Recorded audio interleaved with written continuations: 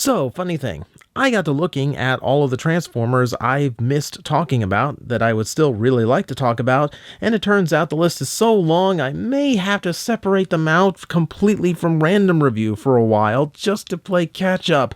And, yeah, that's gonna be fun. But for now, I figured let's not go too far out of the realm of Transformers. Let's actually talk about a transforming piece of plastic, and let's make it really weird and talk about a GoBot. Not only that, talk about a GoBot I haven't seen a review for on YouTube yet, and this one just happens to be really, really special to my childhood. Welcome to the stage, Chaos, who himself is a good GoBot. But not a good GoBot because he's a renegade, but he is a good GoBot because he's good. Well, you know what? Let me shut up and actually talk about the toy, which doesn't have anything to do with shutting up, but we're going to move on and get to the point of this. So Chaos here, there's a twist, and we'll get to that. If you know about the toy, you'll know what's coming. But for now, I'll just go ahead and show you. He is this really cool looking fighter jet with the reverse wing look. I don't know if this is based on a particular model or if they just thought it looked really cool. Either way, I love the look of this vehicle mode. It's in a very patriotic or very Starscream-esque off-white, blue, and a little bit of red on the nose cone. I don't know what it is about evil jets who really like to be off-white, blue, and red, but there you go. Either way, very nice, very clean details. You can see some panel lining where it transforms, but other than that, everything looks pretty nice on him. I do like the chrome here on the back for the rear thruster. And I do like the translucent cockpit, even though the rest of the cockpit is just painted blue. If that is even part of the cockpit, again, I don't know this model of jet. Details are still rather simple in here and there. The intakes don't really have vents or anything to them. Not a whole lot of major detail, panel lining, and that's about it. But what do you expect from an 80s figure? You also have some landing gear at the base, which is all die-cast, by the way. There is a little bit of die-cast in this toy, in these parts in particular, and then along here in this main spinal section, I guess. So let me go ahead and fold this up. These rear ones fold way up in there. That's fun to get out. So the whole point of this is Chaos is a particular type of GoBot. He is what's called a dread launcher. What is a dread launcher? It's the GoBot answer to Duocons, and just like Duocons, only villains got these, because as far as I know, all of them were released as renegades, and this is the normal one. So the other ones get a little bit weird. One's a bird, one's a bug, and the other parts they come with get increasingly futuristic. However, Chaos keeps his a little bit more grounded. And by that I mean it's a ground vehicle. So this big blue and gray truck is apparently some kind of carrier, like you would imagine a shuttle being carried on. Of course, those things are gigantic, and this one just kind of looks like it would just kind of haul itself down a runway if it had to tow a plane or something. Either way, this one's more grounded in reality than the rest. Now, this one is a little bit more made up, of course. You do have yellow here for the front windows, and then some stickered on techie detail, which is very classic 80s transforming toy.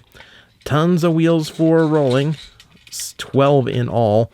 God, you remember the days when they actually put every wheel on a toy instead of just molding them in and painting them? And these days they don't even paint them sometimes. Memories. The one big thing you'll notice is, yeah, I'll bet you'll never guess what section this turns into. So yeah, one of the vehicles in the Dread Launchers always turns out a little bit like this. But here's the fun part, is these actually interact, unlike the Duocons, where on this big figure in particular, you can actually raise those up on these fake little hydraulic arms, and then the top part of Chaos can rest like so. It's a little bit of a balancing act, and I have to hold on to it because it's a little bit weird, my framing here. But yeah, so the two parts do interact, unlike the Duocons, which couldn't be more different from each other.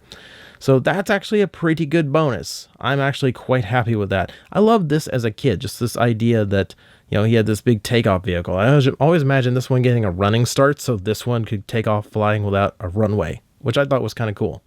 So transforming this guy. So I'll go ahead and start with the legs because that's the least interesting part. So we'll go ahead and clack those closed. Now we're going to go ahead and split this. We'll flip that tab up. That gives us a little bit more free range in motion. For transformation, it doesn't help or hurt or anything. It's just easier to do at this point. Flip those over, flip that down, and hey, look, a bottom half of a robot. Incidentally, the one I had as a kid, this is all that's left in my toy bins. Thank you, eBay. So let's get to transforming the main section. I'm going to start by undoing the wings like so, and then the main section is going to kind of float while we unclip the arms from the sides here. Raise those all the way out. Those will fold down like so, creating these big shoulder pauldrons.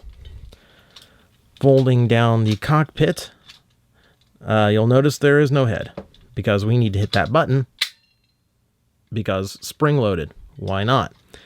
Flip out the hands like so. And now we have a conundrum. So the way this works is there are little indents here, which is supposed to mean that you're supposed to keep these wings like so and keep it like that. You hear it when, yeah, it's supposed to click into position. And that gives him that kind of Starscream-esque silhouette. But you will note that long spine that they're on, and yeah, if there's any kind of loosening to this, yeah, it just will not hold up. So we're going to improvise, and to create that silhouette, I'm going to rotate these wings like so. We're going to let it hang back, and this is going to rest on the legs section. That way we still get the effect that we're looking for. And then after that, you just connect the two together. To disconnect, by the way, you're going to have to hold down this little tab to release. So they do hold together very securely.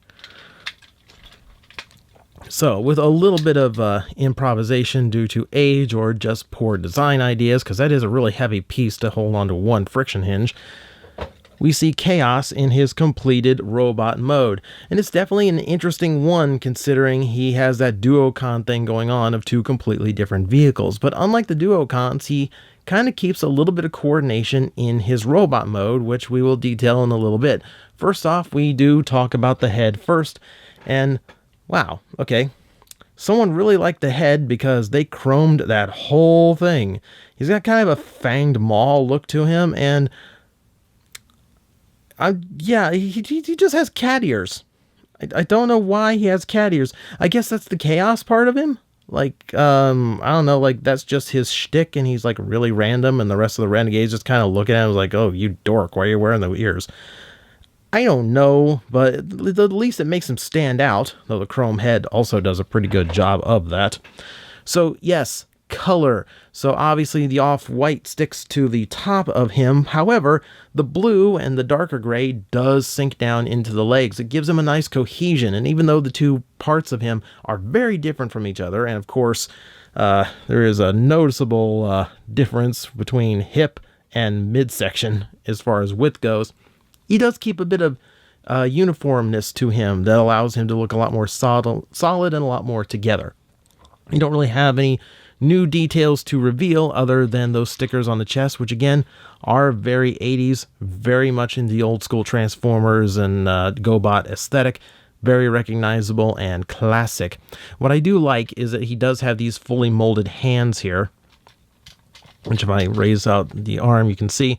Yeah, he doesn't have any spot to hold a gun because when your name's Chaos, you don't really need one. You'll also know, I guess at this point, it's also kind of obvious. Compared to a Duocon, he's actually pretty big. Let me pull in a Convenient Siege Deluxe and a Studio Series Voyager so you can see he's a big boy. This is a pretty good-sized figure, much bigger than the Duocon. So once again, like, this is weird that for whatever reason, in their last dying breath, GoBots released figures that were doing Transformer gimmicks better than Transformers were. At a time when Transformers were looking to become cheaper and more affordable to make, GoBots was just going all out trying to impress. So thankfully they did that because we got some pretty interesting toys out of it, such as Chaos here. If we want to take a look at Articulation here, because he is an 80s robot, it's not that great. His legs can kind of move back and forward like that. Nothing forward, so unfortunately, nothing there. But for an 80s bot, he does have those shoulders to move outward. He does have an inward kind of bicep curl or elbow, but he also has a full bicep rotation, which does allow you to get him into a few poses. Like, okay, we can do Saiyan power up posing. We can do that. So that's chaos. Maybe. I don't know. He's an 80s robot, so of course the arms are about the best we're going to get articulation-wise. But hey, it's better than most GoBots, so give him credit for that. All right? But yeah, that is about all we have to say about GoBots Chaos. The Dread launchers are interesting beasts, to say the least, and this, I feel, is the best of the three. I think that's pretty much a given that he was the best of the three.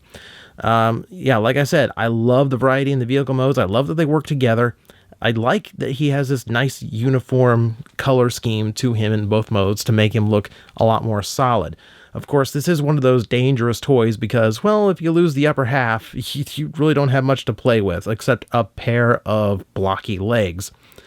Getting this guy on the aftermarket ain't cheap, but if you kind of dig the retro vibe and want something more akin to a Transformer and more interesting, I would say, than some of the later Transformers, you could do far worse. This guy was one of my favorites as a kid, and it's, I don't know, like, as far as 80s toys go, I still think he's pretty cool.